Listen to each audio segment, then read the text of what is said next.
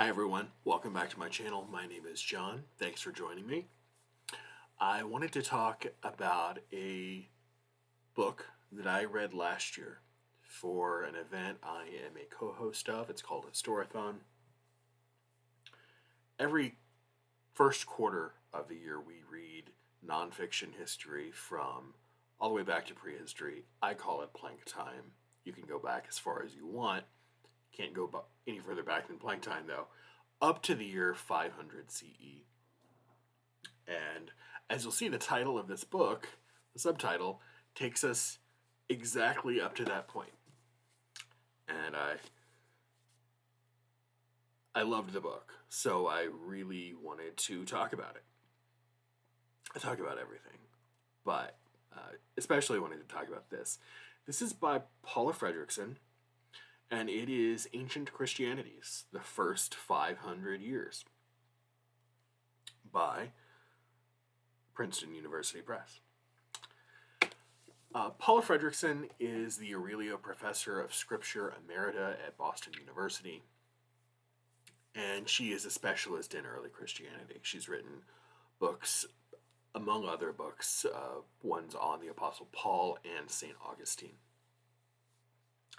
In Ancient Christianity, the First 500 Years, which came out in 2024, she takes up the question of how Christianity, which was born into a highly competitive environment of Mediterranean religious pluralism and Roman imperial power, became a theologically cohesive set of beliefs that we recognize today. She's particularly good at showing how religious change doesn't always happen in a neat, linear way. Sometimes it's a messy confluence of factors like, in the case of early Christianities in question, Christianity's Jewish roots, themes of martyrdom and persecution, asceticism, the multiplicity of theological viewpoints within early Christian tradition, the Christianization of pagan traditions, and the formidable exercise of imperial state power that takes turns shaping the unique Christianity that emerged in and around 500 as the kind of Christianity that would take us into the Middle Ages, the early Middle Ages at least.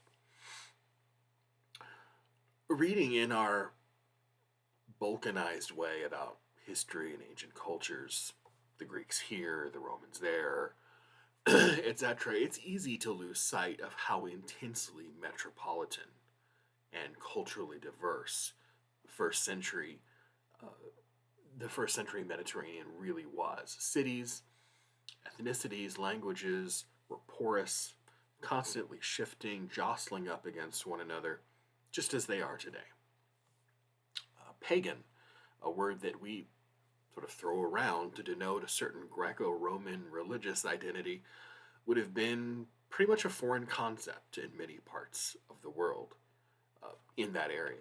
Similarly, the word heresy is meaningless in a time when Christianity is still actively working out canon formation and orthodoxy, which, remember, means right thinking in Greek. That is how to think about a theological issue in the correct way. Consequently, she avoids the use of heresy altogether and adopts the word Christianities in the plural to describe the various traditions that lived alongside one another that all claimed inspiration from the life of Christ. To showcase the compelling Christianities of the time, she examines Montanus, Valentinus, and Marcion, all of whom would eventually be pushed out of the emergent Christian proto-orthodoxy and called heretics. The most fascinating part of the book for me is the consideration of Roman imperial power in the formation of early Christian identities. For everyone under Roman rule, worship was not, as it is today, a matter of personal taste or personal conscience. It was a matter of state concern. In fact, Christian persecution reached its height in the decades after it was formally adopted by Constantine, mostly as a way of weeding out ideas that didn't concur with Imperial versions of eschatology and Christology. It wasn't until the Council of Nicaea in 325 that it was finally agreed upon that Christ was both fully human and fully divine simultaneously, or homoousia in Greek. A position totally at odds with the competing position of Arianism that suggested that the Son was a created being subordinate to God the Father.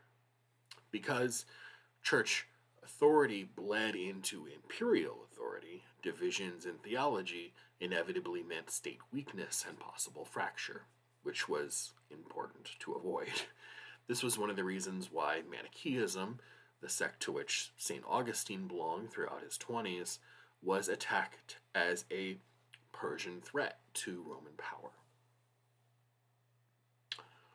Unless we think Christianity has stopped changing today, we should take a historical perspective that spans outside of the first 500 years of Christianity and look at the Great Schism.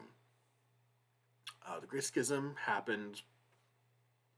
culminated in 1054. It split the Roman Catholic and the Eastern Orthodox churches and occurred when Pope Leo IX and Patriarch Michael Cerullius excommunicated one another. And these excommunications and the split stayed on the books for over 9 centuries. It was only undone in 1965, well within living memory, when they lifted their mutual anathemas against one another and reconciled. The church and its theology are ever-changing, organic, dynamic concerns because the people who practice the faith change. The great strength of Fredriksen's book is how she deftly handles such subtle, shifting questions over 5 centuries in a way that may send you running to Google to learn about the Filioque controversy despite your better judgment, but at least once you've learned about it, you understand the deep historical considerations that go into our contemporary understanding of where Christianity is. It has a long history. It's a fascinating history. This is a standout book that I loved. That if it means anything to anyone, I gave 5 stars on Goodreads.